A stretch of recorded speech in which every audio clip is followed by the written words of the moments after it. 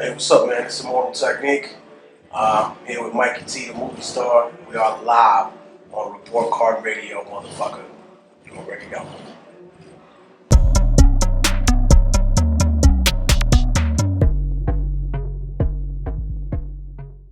Yeah, Technique, you definitely set yourself apart from the pack. You know what I mean? Because that's what it was about back in that day. You know, you had to stand out. Every different artist stood out. Like Eminem was different than Jay-Z. You know, Jadakiss was different. Everybody had their own little niche.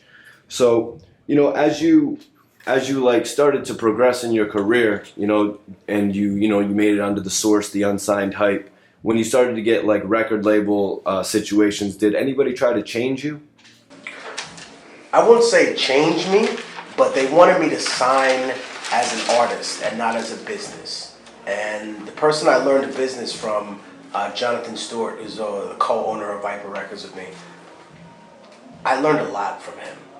And one of the lessons that he taught me was that there was never 100% in the deal. That there was always 110%.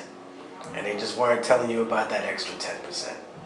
And to never sign as an artist, to always sign as a company. And that way, if anything happens, the company jettisons the artist and you're left with the shell.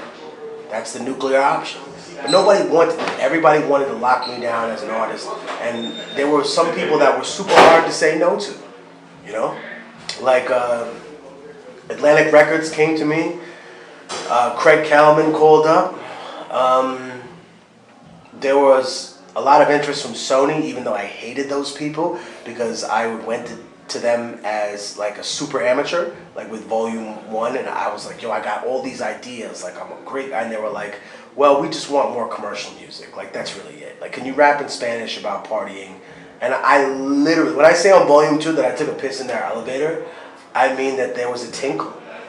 I mean that there was urine in the elevator when I left. I was not playing with you people. I was upset that day. I was like, man, I'm working a job at night from fucking like 11 p.m. to 7 a.m. so this person can spit on all the art that I do. You fucking bourgeois piece of garbage, like you're everything that's wrong with the industry and should be flushed down the toilet. This is how I felt. And my negative energy, I had to change into positive stuff. So I said, you know what?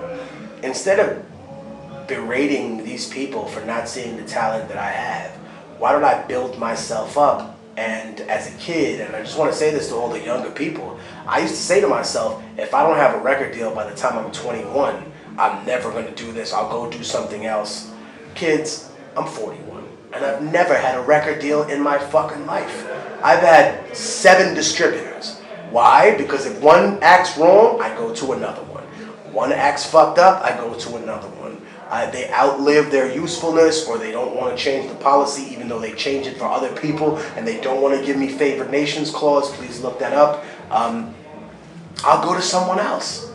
I think that's the beauty about the world that or the time that I was born in. There were a lot of distributors, a lot of people who I could go to. EMI served me well in the very beginning, but obviously wasn't equipped to deal with the updated work that I had. So I think the hardest people to turn down, if I can be totally honest, the hardest person to turn down was Rick Rubin.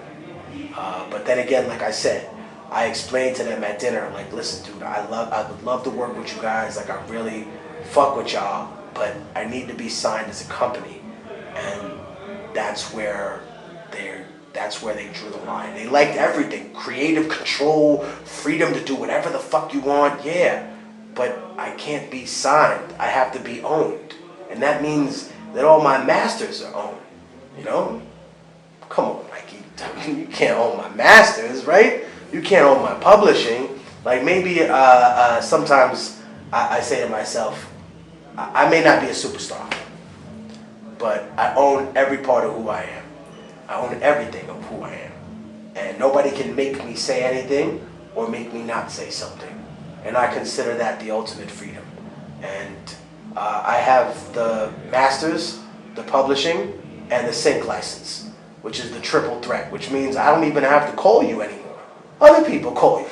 And they just give me my money, and it's brought to me, and then, you have to levy it against whatever earnings you got from the publishing.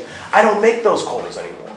I have everything in order and structured so that I can help to feed my family when I no longer make music, which I don't know if that's ever going to be. I love making music. I love writing new songs. I love writing stories. So I look forward to continuing to do that, and I just feel blessed to have the opportunity to be in front of anybody.